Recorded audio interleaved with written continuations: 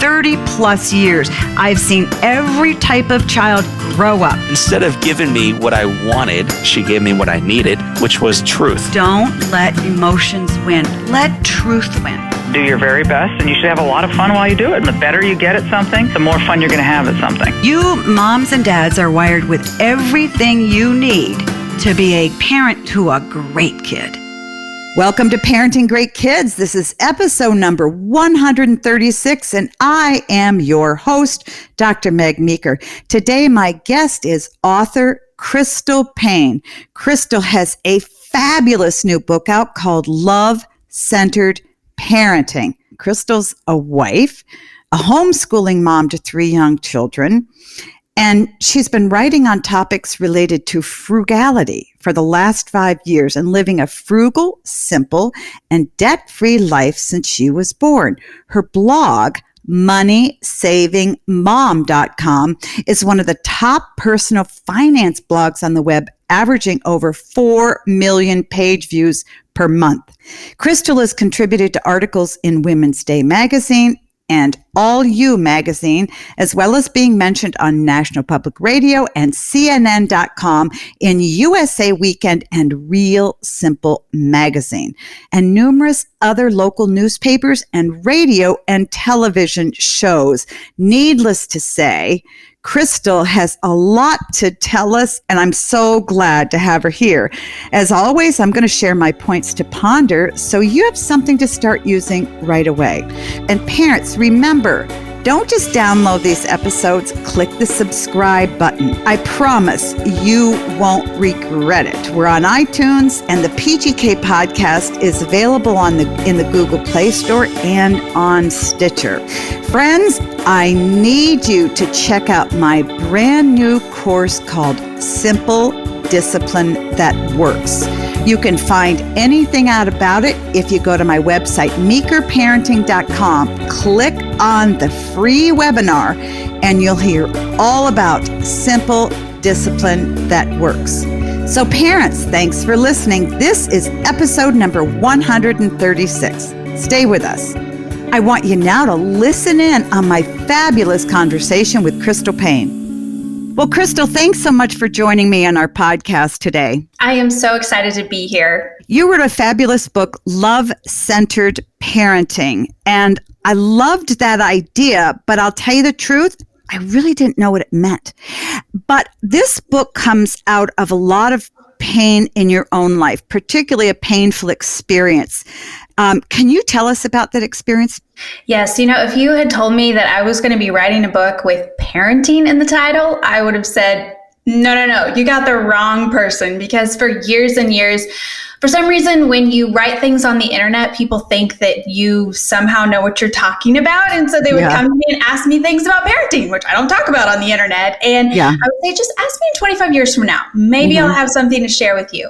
But then about 4 years ago, we had 3 kids at the time, and they were in this little private Christian school. And one day at school drop-off, the principal came to my husband and he said, I need to meet with you and your child and your wife after school, which is never a good sign. And we had just this feeling that something really bad was about to go down. But can I ask how old your child was? Our kids at that age, so they were all, they were kind of all preteens. Okay. And we had one that was a little younger at that point. Pretty young. Okay. Yeah. So we were going into this day going, what is about ready to go down? Mm-hmm. I don't know. And we just felt like we, thought back, what is it, and we couldn't come up with anything. And so we walk into the principal's office and our child's there. And then the principal just shares with us what had gone down at school the day before. And we were really blindsided because it was something really serious that had happened and we didn't know anything about it. And but then it wasn't just that, and it had broken the school's code of conduct and they were going to have to take a lot of measures. But he then proceeded to talk to us about how there had been lots of issues that had been going on for quite a long while. Multiple parents had come to him, and it just felt bigger and bigger and bigger. It wasn't just this one instance. And were the issues specifically with your child, or were they with a lot of kids in the class? No, it was specifically our child. So, and it was specifically that parents had come to him about our child. And so it was just this kind of moment where you feel like the rug has been pulled out from underneath you because you didn't see it coming. And, we'd gone to lots of school functions and we'd spent lots of time with these parents and had no idea that they were feeling like there were serious issues with our child. And then that kind of it felt like the dam broke for our child, because then just this issue, they started just spiraling out of control in their anxiety and their depression. And then they were saying suicidal things and just lashing out. And there was just so much pent up anger and big feelings that just started coming out. And it ended up that then they were asked not to come back to the school. And we just felt at our wits' end, because what could we do? It just felt like there's not a book or a manual that tells us how you walk through this with a child. And we started calling counselors, and we were really struggling to find any counselor that was accepting a new client, or they would say, I'm sorry, this is a really serious issue for a young child and we can't help you. And finally, then they said, you need to go to the ER right now. This is not something that you need to deal with in a counseling session. Your child is expressing suicidal tendencies. You need to get in the car and go to the ER. And it's just overwhelming as a parent, because you're feeling like, how did this happen? And so I start the book with walking into the ER and, having to say, my child's suicidal. And that what you never, ever, ever envision when you're holding your sweet little babies someday, you're going to be walking into. And just in that place of desperation and how it felt. And yet God met me there. And I look back and I see how he used that, where he just kind of stripped my reputation. He stripped all of my kind of parenting ideals and everything that I thought was working, and took me back to square one. And so this book is really my story and my journey of that and what I've learned along the way. If we could back up just a little bit, a lot of parents had gone to the principal, or did anybody reach out to you? There was one situation where parents had reached out to us and we'd had a conversation. We thought it had been worked through, and we had actually reached back out to them later on and said, is everything going okay? We just want to check in. And then later the mom told me, she said, I wish that I should have said more, but it was kind of in that moment of just feeling like there's so much I don't even know how to express to you. So she just was like, it's okay. And she said, I shouldn't have done that. I should have been honest with you. Can you discuss what kind of behaviors were happening that were disturbing the other parents? So I would say that it was behaviors that they felt like our child was being a bully, or just being really saying and doing things that were really hurtful to their kids. And the teacher saw it. Did the teacher ever call you and say, hey, we need to talk about this? Or other than the principal that one time, but nobody really, other than that one woman, did you feel like all these people knew except for you? It was that feeling of like finding out that people had been talking about us and talking about our child. And, I know it's awkward to go to a parent and address something, but, and so looking back, I don't feel like everything was handled perfectly, but we need to own what we need to own. And so that's really what we try to just focus on, owning our part in this and what we needed to do moving forward. Did your child seem happy at school? Did they like school, or was it clear to you that school was a tough place for them? I feel like there were, because looking back, it's like, did we see warning signs that they weren't doing well? And I think knowing what we know now, and the therapy and counseling that we've been through, there were warning signs, but they weren't real obvious. And in my head, I just kind of felt like, well, this is just normal. Teens, they struggle with, there's just some drama and friendships and, and so I just kind of chalked it up to. Yeah. The other thing, too, is kids will hide it really well. They're hard to read. And when you've got a teenager, a lot of their red flag issues look just like maybe normal behavior. There's a very thin line between them. And so it's really hard to see. So then after that emergency room visit, where did you go from there?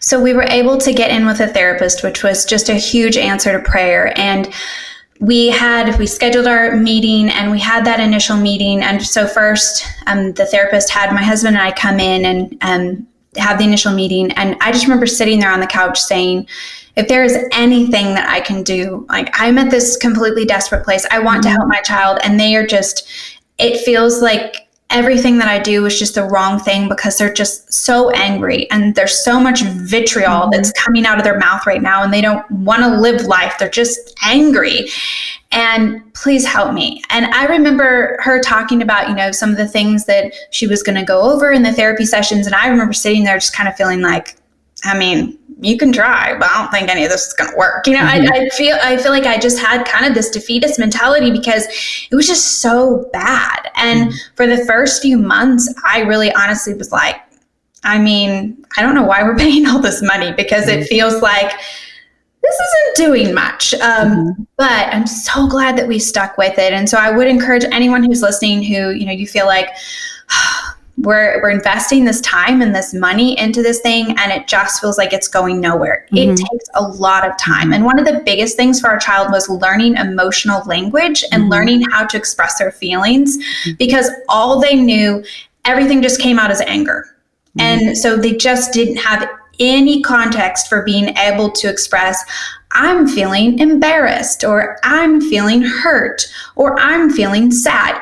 Everything just came out as anger. And so that was really what they worked on again and again and again and again. And they'd go over different colors were different feelings. And every week the therapist would make my child say, I felt embarrassed this week when this happened. I felt sad this week when this happened. And just learning how to understand that's what they were feeling and then being able to express it. And I was really challenged by that, because I realized that's not something I'd have modeled for my children. You just get triggered or upset or irritated, or you're, lashing out your kids, or you're just kind of, bottling it all up or stuffing it all down, instead of saying, what am I really feeling? Why am I feeling that? Where is this coming from? And so learning to ask those questions to model that for my child. But one of the big things for me right from the get-go, the therapist, after I told her, I will do whatever it takes, please just help me if there's anything I can do. She called me back in a few weeks into the therapy sessions, and she said, I think you're trying so hard to fix your child. What would it look like to just walk with them and love them? And that convicted me so much, because I'm a fixer, I'm a problem solver. And I realized as I started paying attention to how I was parenting from this place of, well, it's my job to fix. Like, something's wrong. We need to solve this problem. How do we solve this problem? And I was spending so much time correcting my kids and very little time actually connecting with them. And so I started paying attention to how I was just responding and how I was approaching situations. And every time I was trying to bubble wrap, overprotect, micromanage, fix, and solve, and not just sitting with them and loving them. And as I really dug into, where is this coming from? Why am I trying so hard to fix? And I realized that I care a whole lot about my reputation, and I really cared about what other people thought. And also I wanted to be a good mom, which there's nothing wrong with that. Like, we all want to be good parents, but it was as if I had to achieve some level of perfection. I had attained some level that I had come up with this standard of what a good mom was for God to love me. And I didn't just really understand that I was fully loved for exactly who I was, exactly as I was, and that his love was not dependent upon my child's behavior or choices. And so I started to dig into that, and I realized that there were so many lies that I had believed, and these lies were the labels that I wore, and they were what I led with. So I would walk into a situation believing I'm not enough. I'm not a good mom. I'm a failure. I'm a disappointment. And when you believe that lie long enough and it becomes your truth, and then you live out of that. And so you become that. Yeah. Yeah. You're going into the situation, parenting your kids from the place of I'm already a failure. So then you are just so focused on what you're doing wrong that you can't focus on loving well. And so I just had to really dig into that and start replacing those lies with truth, and then learning what it looked like to live out of that truth to my kids. Mm-hmm. So what you're talking about, we're going to sort of talk about it before and an after. So before, you were sort of trying to create this child who would be this stellar person so that you look like a good mom. But then you realize that that doesn't work. And your parenting was all about you. It wasn't about your child. But then you changed course and sort of dug into yourself and realized, gee whiz, I need to make some substantial changes here. And if I do these, then my child will change. So talk to us about how that transition spilled into your parenting. Yeah, so it's interesting. When I was working on writing this book, I actually asked on my Instagram account, I'm The Money Saving Mom on Instagram, and I asked for people to fill in the blank. My job as a parent is to blank. And it was fascinating. I got hundreds and hundreds and hundreds of responses. And I would say that 98 to 99% of the responses were things that we ultimately have no control over as a parent. It was my job as a parent is to raise kids who love Jesus and go to heaven and are successful in life. And I'm like, that's a fantastic ideal, but you ultimately can't control that. You ultimately can't make that happen. And so if you feel like that is your job, then no matter what happens, you're constantly going to feel like your job performance is on the line. And so you're going to be micromanaging and bubble wrapping and overprotecting your kids. You're going to come in and be super critical of them because it's always about you. And it's about your reputation, and you're taking on this burden. And so for me, I had taken that on of what my job as a parent was, and I'd gotten it all wrong. And so it is completely changed when I started understanding those lies, calling those lies out and saying that's a lie. I would actually say that out loud and then replace it with the truth and say what a truth was. So if I felt like I'm a failure as a mom, no, the truth is that I might struggle and I'm going to make mistakes, but God still loves me, and He has chosen me and redeemed me. He sees me as beautiful, and He has given me everything that I need to be the mom to this child. And I can trust Him, and I can look to Him because He's given me this child, and He loves this child even more than I do. And so to rest in that truth and then to live out of that truth. And that really profoundly changed the way that I interacted with my kids. And in the book, I talk about 4 choices that I feel like every parent should make. And these are things that we actually can control. And they're not dependent upon our child's behaviors, our child's choices. They're not dependent upon the results of how our child turns out. It's to lean in and love, to listen well, to lead with humility, and to let go. And I really unpack those in the book. And parenting from that space of what is mine to own, stay in my own circle, and focusing on just leaning in and loving my kids and listening well to what they're really saying. And then leading with humility, setting an example before them, asking forgiveness a lot when I make mistakes, and then ultimately letting go. And there's just been so much freedom for me in that. Parents, I hope you're enjoying my talk with Crystal Paine. We need to take a quick break, but don't go anywhere. We'll be right back with more of this conversation.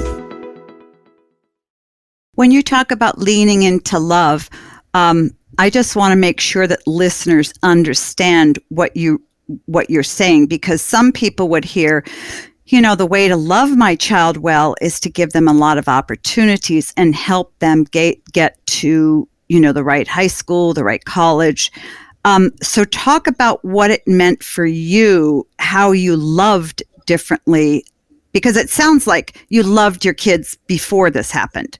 Yes, absolutely. But now what you're saying is you loved differently. So how was the loving that you gave your kids manifested this new way?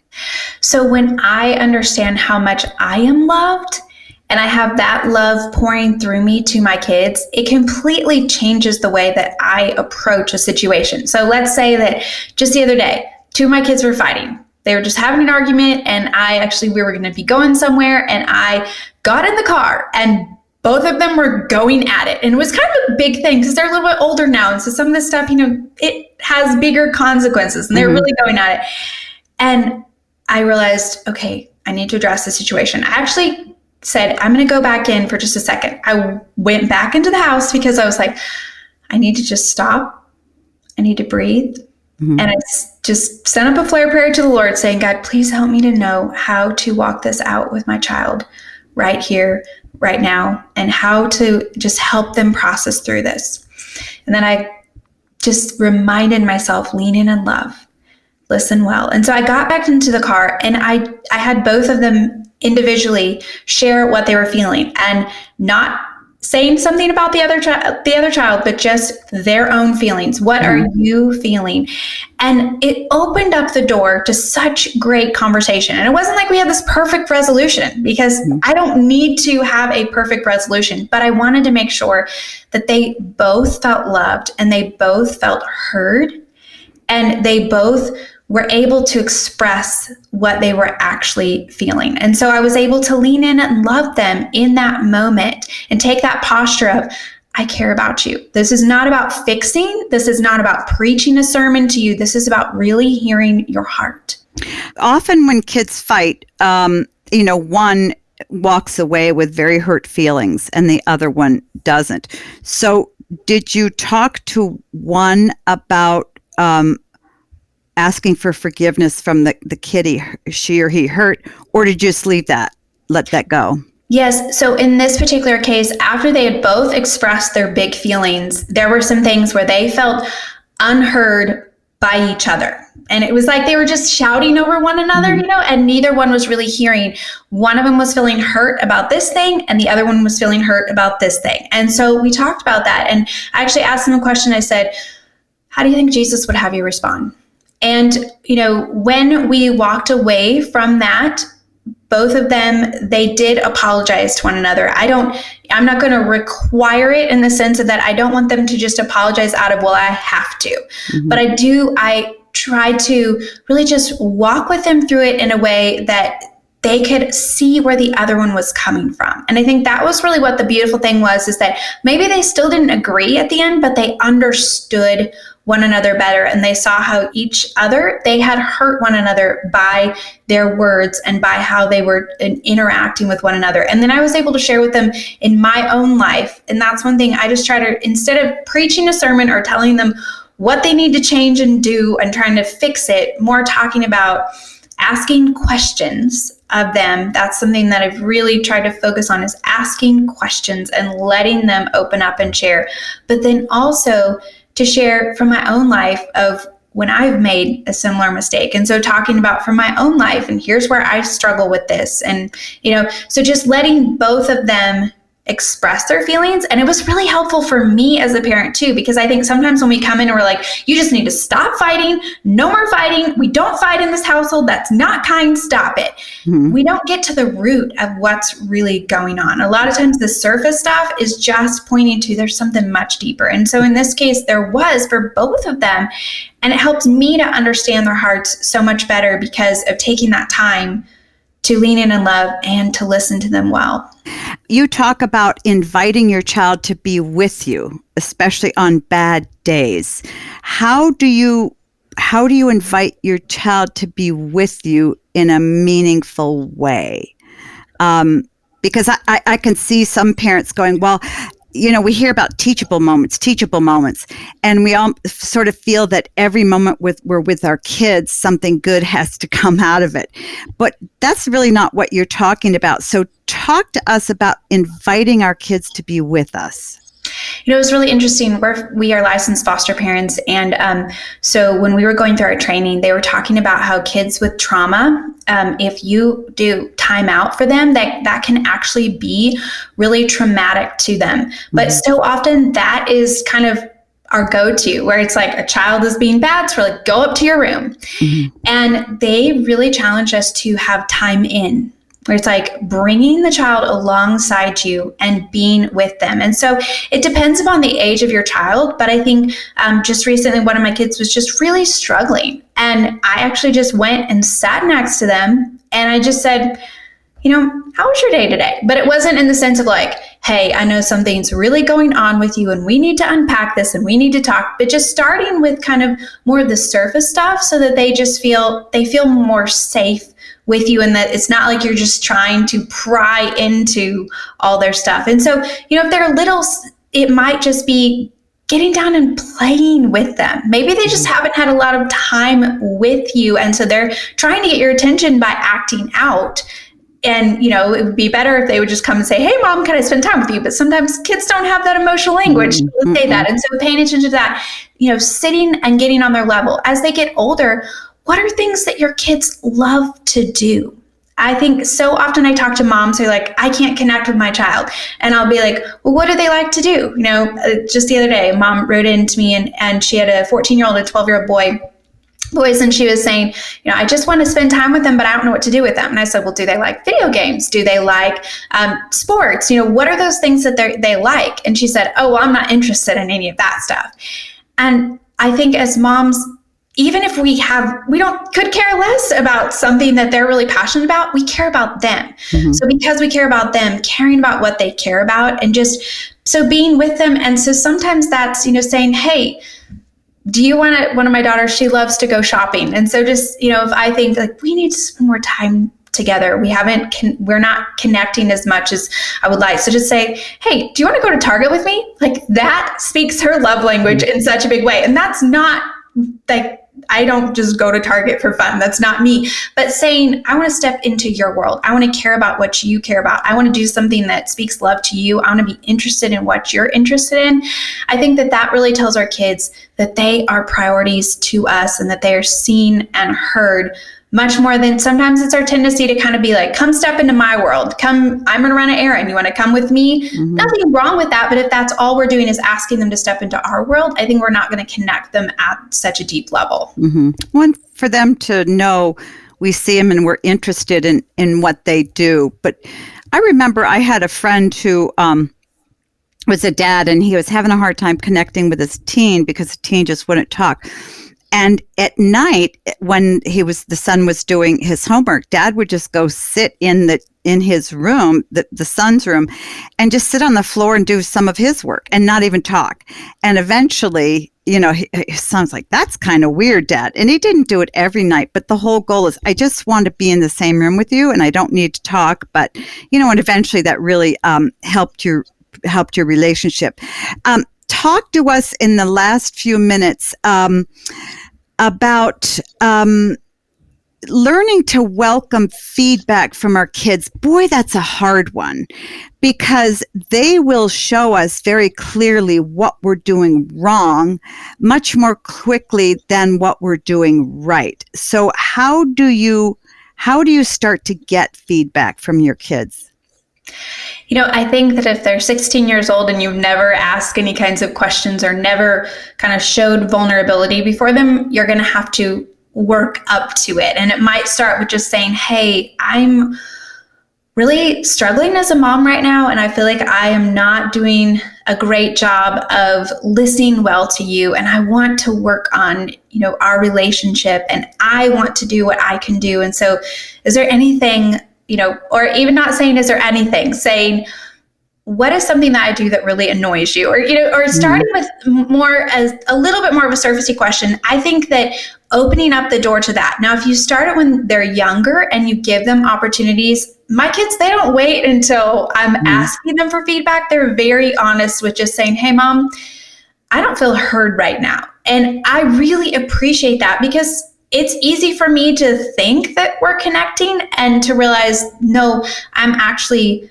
shutting them down without realizing it. And so developing that and asking those questions and opening up the door for that honest feedback. One of the most important questions that we've asked our kids is, how can we help you feel loved?